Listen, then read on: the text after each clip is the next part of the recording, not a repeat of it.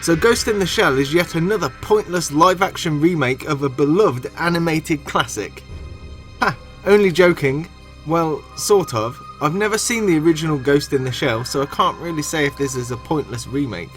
I mean, it probably is. What modern remake has actually been worth your time? I used to watch a lot of animated films when I was a kid, but I never managed to get hold of Ghost in the Shell. I remember Akira, Cyber City 808, Fist of the North Star, and my favourite, Devilman! I'm Devilman! On a side note, I saw that my theatre was also playing Peppa Pig, my first cinema experience. Can I just say, I think it's great that Melissa McCarthy is still getting work after Ghostbusters failed. Ghost in the Shell is a film. It's directed by the same guy who did Snow White and the Huntsman. It stars actors. The story is about a character with a cybernetic body and a human brain. To start with the positives, it looked very nice. A lot of the CGI was good, except for a few parts when they CGI'd characters during action sequences. There were a lot of really interesting designs. I love these weird spider geisha things. True, those designs might come from the original, but they were still enjoyable and partly done with practical effects, which was nice. The film also had a strong tone in the slower, quieter scenes, but it did lose that tone in the action parts where it wound up feeling very generic and lacked impact. Scarlett Johansson was also acceptable. She was doing her best at channeling Will Smith from After Earth. What do you think you should have done? Because really that is all that matters. What do you think you should have done? If you want a soulless, emotionless robot, better cast Scarlett Johansson. She's basically got it down to an art form at this point.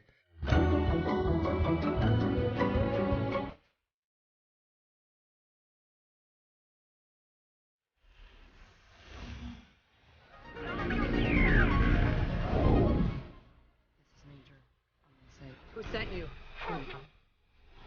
Answer me. We saved you. I'm on site. The body's coming. What? You'll get used to it. Any word there? No.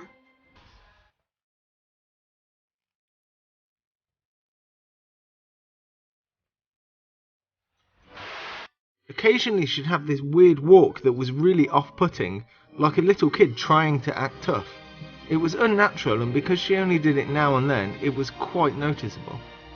The rest of the characters are bland, boring, and had no development at all. This guy had one line. I don't even remember these two. What's this guy's personality? He's quiet, maybe? What about this guy? He likes to feed dogs, but that's about as much development as he has a family. If you hadn't noticed, we've moved on to the negatives now. The story felt empty and overly simple, with some of the writing being very heavy-handed. One character was giving an explanation and said something along the lines of, "This robotic body will act as the shell to your mind. Inside this shell, your mind is a ghost." You could almost say, yeah, Ghost in the Shell, we get it, no need to spell it out for us. I've heard people say the original was very philosophical, so I can't help but think this new version has been dumbed down. I was also given an article by another YouTuber which contained an interview with the director, and he said, "I don't think you could have taken the 1995 film and just remade it frame by frame. I think it's just too philosophical and too introspective." While that certainly sounds like the director thinks the original is too smart for modern audiences. We know that, you fool! About halfway through the film, an Asian character popped up, and it completely took me out of the film, because up until this point, nearly all of the people with more than a handful of throwaway lines had all been white. Don't get me wrong, I'm not about to go on and on about political correctness. I'm fine they cast Scarlett Johansson in the lead role. I'm fine with it here, and I was fine with it when they cast Will Smith in I Am Legend. That's the second time I've mentioned Will Smith. Speak of the devil. Devilman! What I did have a problem with was that when this Asian actor showed up, I suddenly remembered that this was meant to be set in Japan. It was just really jarring. Why set it in Japan if all the actors with any real screen time are all Caucasian and everyone speaks English? Except for that one guy who always talks in Japanese. yet everyone can understand him and responds to him in English. Why not set it in America or something so the casting and spoken language blends in better to the environment? It's not like setting it in Japan affected the story at all, at least not in this remake.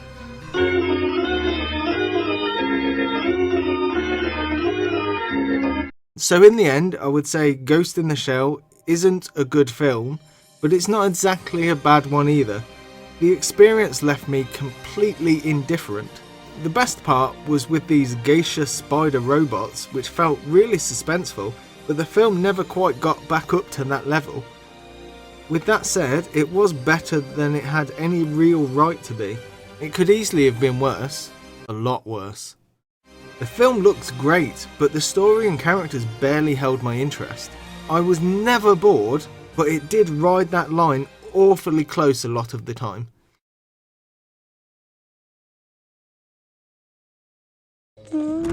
Main systems on! Main engines! 1, 2, and 3!